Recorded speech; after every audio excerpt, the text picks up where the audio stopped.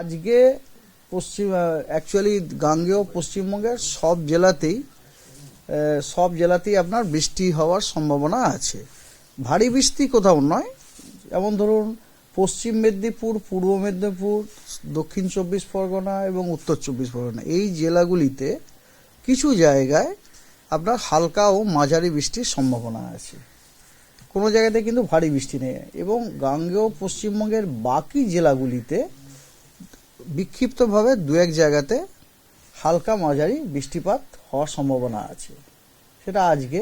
এবং উত্তরবঙ্গের দার্জিলিং এবং কালিম্পং এই দুটি জেলাতেও আজকে বিক্ষিপ্তভাবে দু এক জায়গাতে হালকা ও মাঝারি বৃষ্টির সম্ভাবনা আছে। উত্তরবঙ্গের বাকি জেলাগুলিতে আজকে কোনো বৃষ্টির সম্ভাবনা নেই।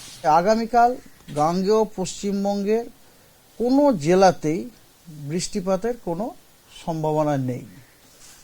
Dry weather. উত্তরবঙ্গের দার্জিলিংয়ে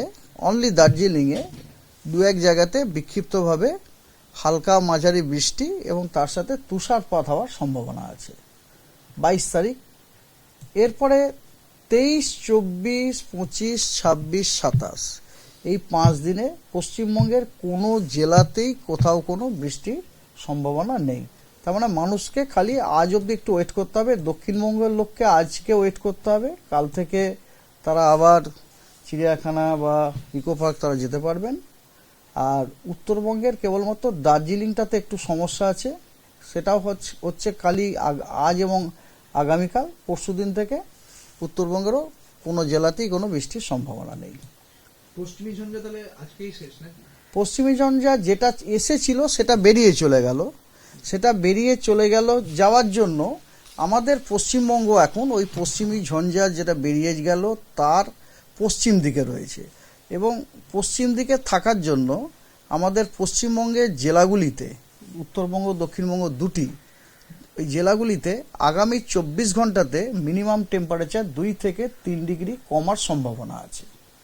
এবং যেহেতু আর একটি ওয়েস্টার্ন ডিস্টারবেন্সও আসছে এবং সে 24 ঘন্টাতে আরও কিছুটা এগিয়ে আসবে আমাদের পূর্ব দিকে, তার প্রভাবের জন্য 24 ঘন্টার পরে কিন্তু ন্যূনতম তাপমাত্রা আবার বাড়ার সম্ভাবনা আছে 2-3 ডিগ্রি পরবর্তী দুদিনে, ঠিক আছে?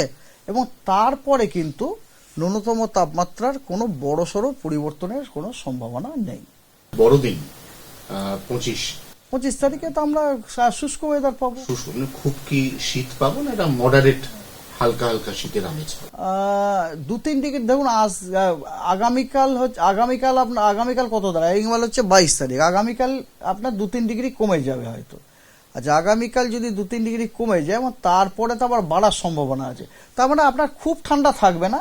It will B A pleasant weather.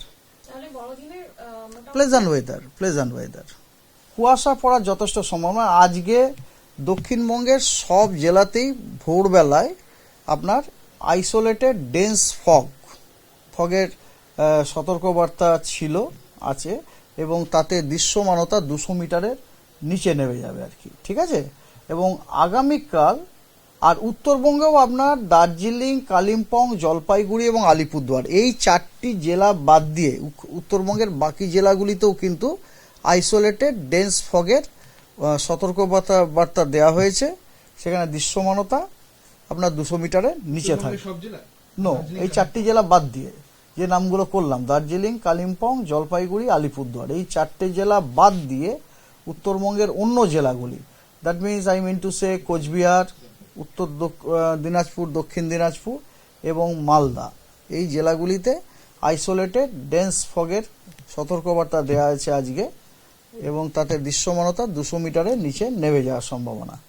আর আগামীকাল দক্ষিণবঙ্গের কোনো জেলাতে কোনো ফগের সতর্কবার্তা নেই, কিন্তু উত্তরবঙ্গের দার্জিলিং, জলপাইগুড়ি, আলিপুরদুয়ার, কোচবিহার এবং মালদা এই জেলাগুলিতে ভোরবেলাতে আইসোলেটেড ডেন্স ফগ হওয়ার হলুদ সতর্কবার্তা দেওয়া হয়েছে এবং দৃশ্যমানতা তার জন্য 200 মিটারের নিচে নেমে যাওয়ার সম্ভাবনা আছে। 23 তারিখে উত্তরবঙ্গের মালদা এবং কোচবিহার এই দুটি জেলাতে ভোরবেলাতে আইসোলেটেড ডেন্স ফগ হওয়ার হলুদ সতর্কবার্তা দেওয়া হয়েছে এবং তাতে দৃশ্যমানতা 200 মিটারের নিচে নেমে যাওয়ার সম্ভাবনা আছে। এরপরে আর বাকি দিনগুলির জন্য মানে আপনার 24 তারিখ বা 25 তারিখ এই দিনগুলির জন্য পশ্চিমবঙ্গের কোনো জেলার জন্যই কোনো সতর্কবার্তা নেই।